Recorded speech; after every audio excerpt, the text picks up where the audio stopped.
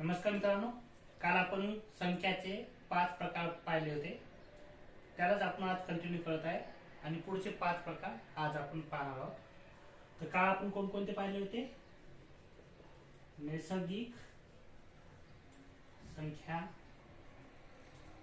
2 पूर्ण संख्या, 3 पूर्णांक संख्या, 4 परिमेय संख्या आणि 5वी अपरिमेय संख्या. तर आज आपण पाहणार आहोत 6वी सम संख्या, 7वी विषम संख्या, 8वी मूळ संख्या, 9वी संयुक्त संख्या आणि 10वी आहे सहमूळ संख्या. तर उर्वरित 5 आपण आज पाहणार आहोत. ठीक आहे. तर आज पहिली आपली राहणार आहे सम संख्या. सम संख्या म्हणजे काय? ज्या संख्येला 2 ने भागल्यास बाकी शून्य येते त्या संख्येला काय म्हणतात? सम संख्या. समजा 4 आहे, भागिले 2 केलं, 1 2 दोन्ही 4, उरला का काही नाही. ही कोणती झाली संख्या? झाली सम संख्या.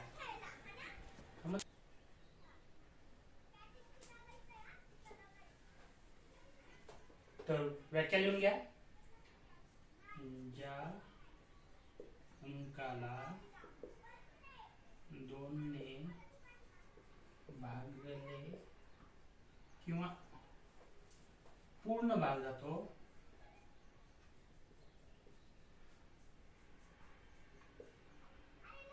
त्या अंकाला किंवा संख्यात लिहितो आपण.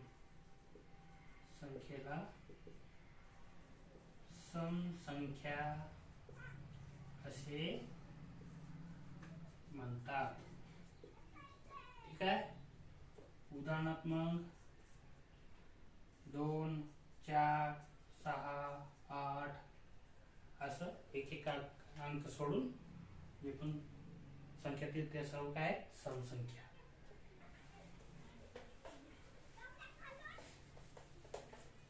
नेक्स्ट आहे विषम संख्या. आता सम संख्या आपण पाहिलं, त्याच्यामध्ये बाकी येत नव्हता. सम संख्येच्या विरुद्ध संख्या जी असते ती कोणती असते? विषम संख्या. म्हणजे समजा आता हे 5 आहे, 5 ला आपण 2 ने भागितलं, पूर्ण भाग जातो का? 5 दोन्ही 2 दोन्ही 4, उरला 1, उरला ना 1, त्याला पूर्ण भाग जातो का? नाही. मग हे असं राहील.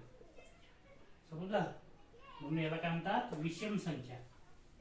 जी संख्या सम संख्या नसते ती कोणती असते? विषम असते. व्याख्या लिहून घ्या. ज्या संख्येला 2 ने भागितल्यास बाकी 1 येते त्या संख्येला विषम संख्या असे म्हणतात. समजलं? उदाहरणात काय असेल मग? 1 3 5 7 9 अशा ह्या कोणत्या झाल्या? विषम संख्या.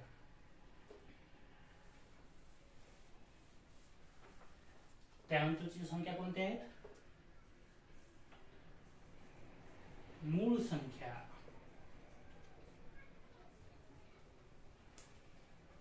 मूळ संख्या काय असतात माहिती आहे का? ज्या संख्येला आपण फक्त त्याच संख्येने आणि 1 ने भाग होतो त्या संख्येला काय म्हणतात मूळ संख्या. उदाहरण बघा आता 7. 7ला दुसरं कोणत्या संख्येनं पूर्ण भाग जातो का? नाही, फक्त 1 न जातो आणि 7 न जातो. ही 7 काय झाली मूळ संख्या.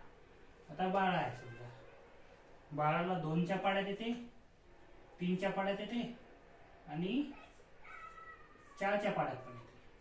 ही मूळ संख्या आहे का? नाही. म्हणजे मूळ संख्या म्हणजे जी संख्या फक्त स्वतःच्या पाड्यामध्ये पहिल्या नंबरला आणि फक्त एक अंकाने येते ती त्या संख्येला काय म्हणतात मूळ संख्या. तर मूळ संख्येची व्याख्या काय? ज्या संख्येला 1 ने व स्वतः त्याच संख्येने भाग जातो त्या संख्येला म्हणतात मूळ संख्या.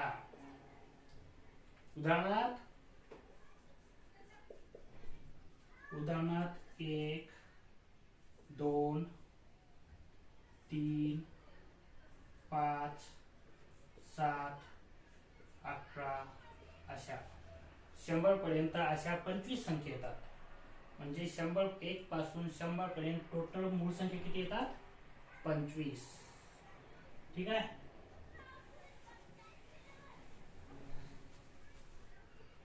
आता 9वी संयुक्त संख्या. संयुक्त संख्या म्हणजे काय? ज्या संख्या मूळ संख्या नाहीत त्या संख्येला काय म्हणतात संयुक्त संख्या. म्हणजे आता आपलं 3 4,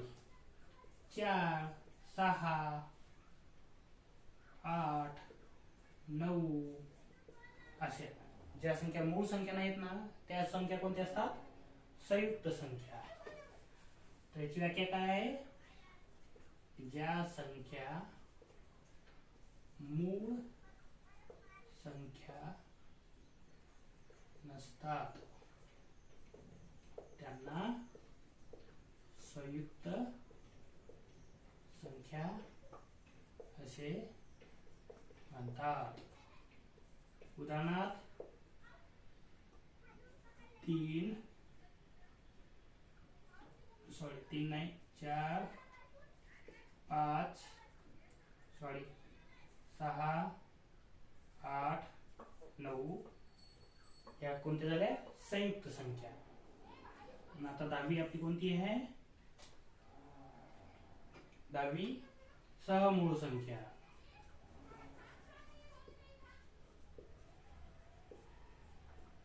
सहमूळ संख्या म्हणजे काय? सहमूळ संख्या म्हणजे आता आपल्याला जे मूळ संख्या येतात ते एका पाठोपाठ येतात त्या संख्येला काय म्हणतात सहमूळ संख्या. म्हणजे बघा आता उदाहरणार्थ 13 आणि 15 आहेत. उदाहरणार्थ 13 आणि 15 13 आणि 15 सांगतोय. 11 आणि 13 11 आणि 13 या कोणत्या येतात? एका पाठोपाठ येतात. म्हणजे मधात एक गॅप येतो कारण त्या मधात समसंख्या येते. समसंख्या कधी पण मूळ संख्या असते का? नाही. मग फक्त एकाच्या फरकाने जे जोडी येते दोन्ही मूळ संख्या आहेत त्या संख्येला काय म्हणतात सहमूळ संख्या. म्हणजे त्या मूळ संख्या सोबत आहेत म्हणून. समजलं? तर व्याख्या लिहून घ्या. ज्या मूळ संख्या एकाच्या फरकाने येतात त्या दोन मूळ संख्येला एकमेकांच्या सहमूळ संख्या असे म्हणतात. ठीक आहे. समजलं? उदाहरणार्थ काय आहे आपलं 11 आणि आणि 13, अजून 5 आणि 7, अजून 1 आणि 3 घेऊ शकतो, किंवा 2 आणि 3 समजलं, किंवा 3 आणि 5. सर्व काय झाल्या सहमूळ संख्या. अशा प्रकारे आपले संख्याचे प्रकार संपले. तर आपण उद्याच्या भागात परिमेय संख्यावर किंवा बेरीज आणि वजाबाकी जे मायनस आणि प्लस वगैरे असते ना ते पाहूत उद्याच्या भागात. परिमेय संख्यावर बेरीज वजाबाकी गुणाकार आणि त्यांचे नियम काय असतात, प्लस मायनस काय असते, मायनस मायनस काय असते, त्यांची बेरीज कशी होते ते आपण उद्याच्या भागात शिकवतो. ठीक आहे. व्हिडिओ बघितल्याबद्दल धन्यवाद. चॅनलला सबस्क्राईब करा, लाईक करा आणि ज्यांना शिकायची इच्छा आहे किंवा जे तुमच्या सोबत आहेत त्यांना हा व्हिडिओ शेअर करा. थँक्यू.